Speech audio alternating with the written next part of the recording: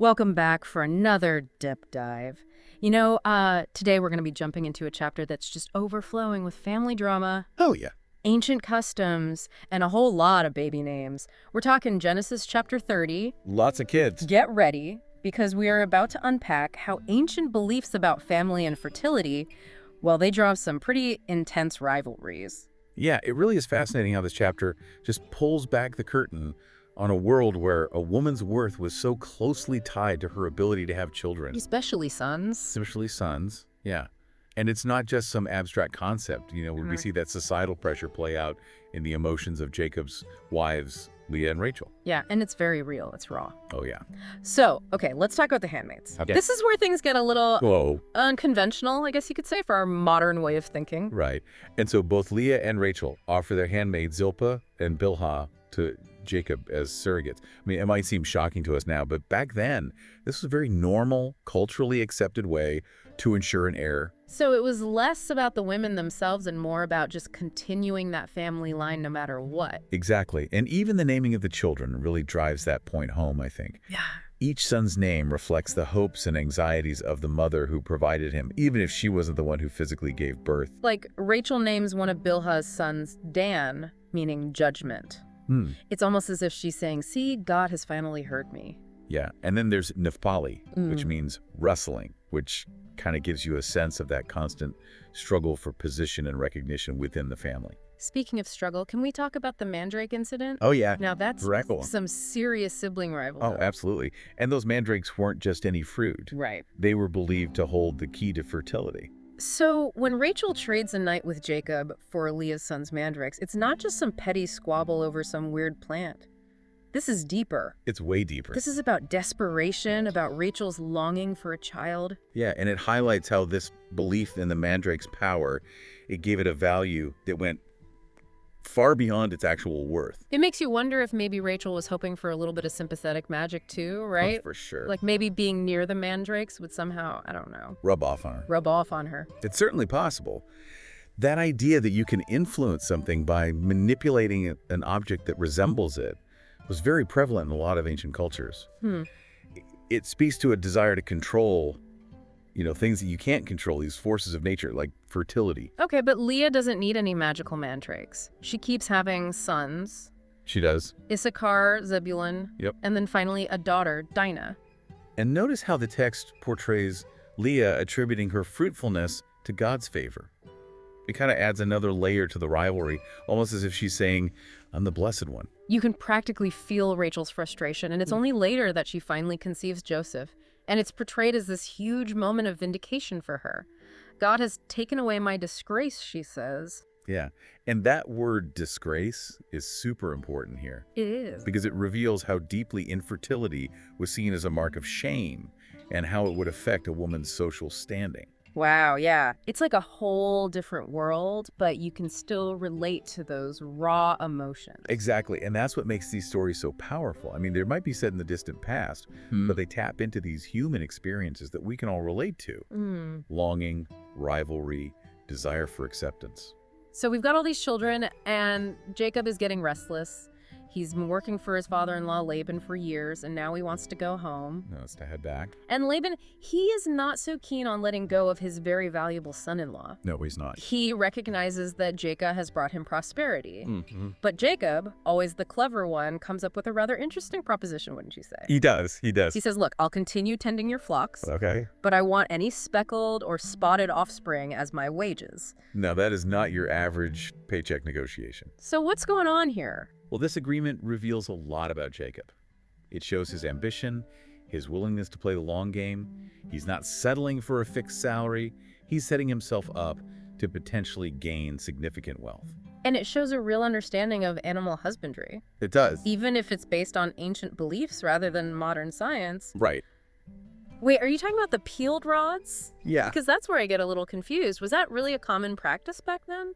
Well, it certainly wasn't based on anything we would consider scientific today, but it offers a glimpse into how ancient people believed they could influence the natural world through these symbolic actions. It's like they believed the world was this giant voodoo doll. In a way, yeah.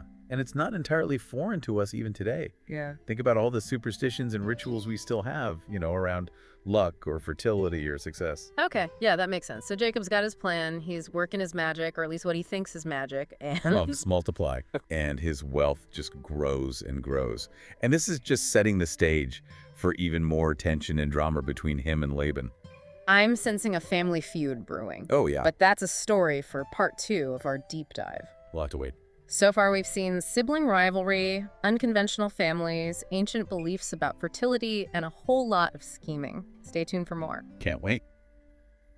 Welcome back. Last time we left Jacob with all those flocks and a very unhappy father-in-law. Yeah, it seems like playing that long game, sometimes it comes back to bite you. Oh, for sure, for sure. Jacob's ambition, I mean, it's impressive. It is. But it definitely doesn't come without a cost. No, Yeah. it doesn't. Things with Laban, they start to get really bad. Like it's a classic clash, the mentor and the protege. It's like that old story, right, about the apprentice who ends up being more successful than the master. Exactly. You can practically feel that tension, Oh, yeah. as Jacob gets more and more wealthy. And Laban's just stewing. But it's interesting. The text, it doesn't make either of them out to be a straight-up villain. Right. They're both driven by, self-interest, but also this sense of justice. Right. Is what they think is justice. So it's not like a clear-cut good guy, bad guy situation.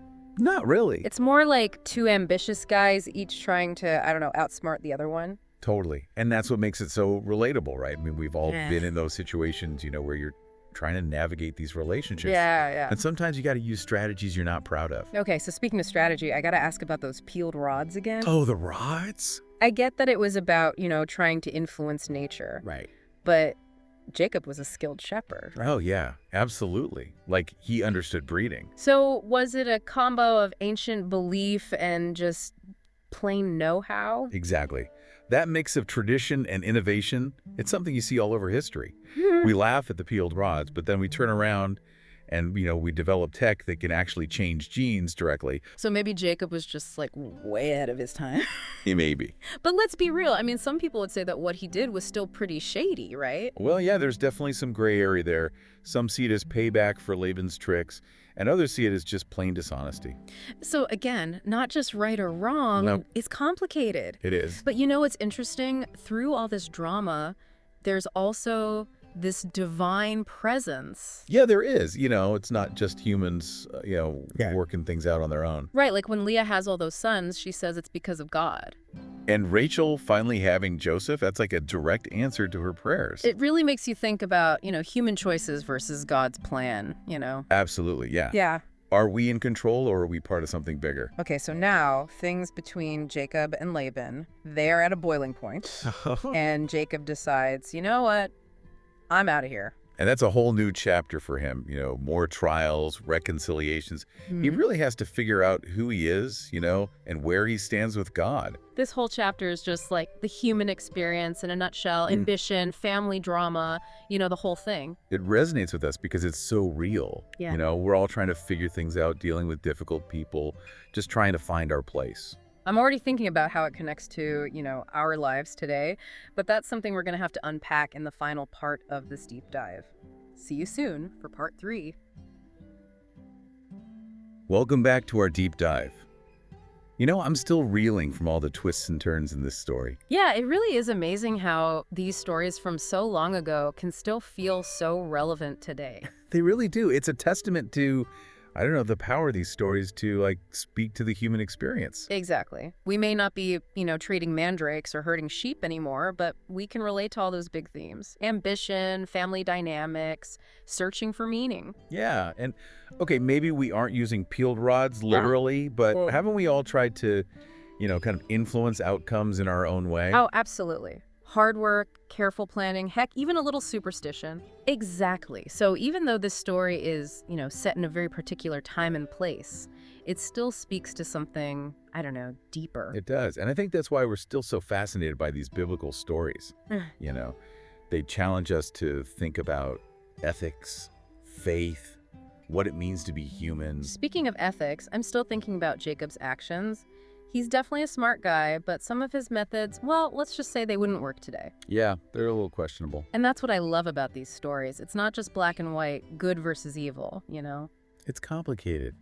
These characters, they make good and bad choices. Right. It makes us think about, how even the heroes can be flawed.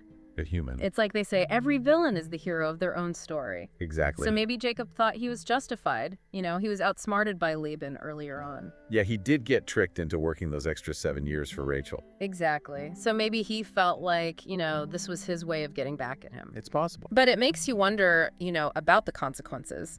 Even if he felt justified, did he think about the long term? His family, his relationship with Laban? Right. Because the story shows how his choices, they lead to conflict, a broken family. Yeah.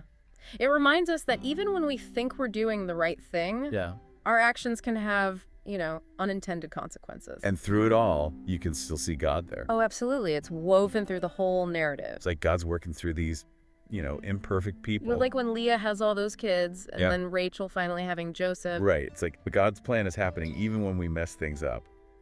So as we wrap up this deep dive, what's the one thing you really hope listeners will take away?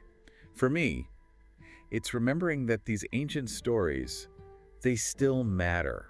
They remind us that human nature, it hasn't really changed. You're still dealing with the same struggles, love, ambition, faith. We're all connected. Maybe by learning about them, we can learn something about ourselves. And navigate our own lives a little better. That's a great point. Well, thanks for joining us for this deep dive into Genesis chapter 30. We hope you learned something new and you'll keep searching, keep asking questions. Until next time, keep diving deep.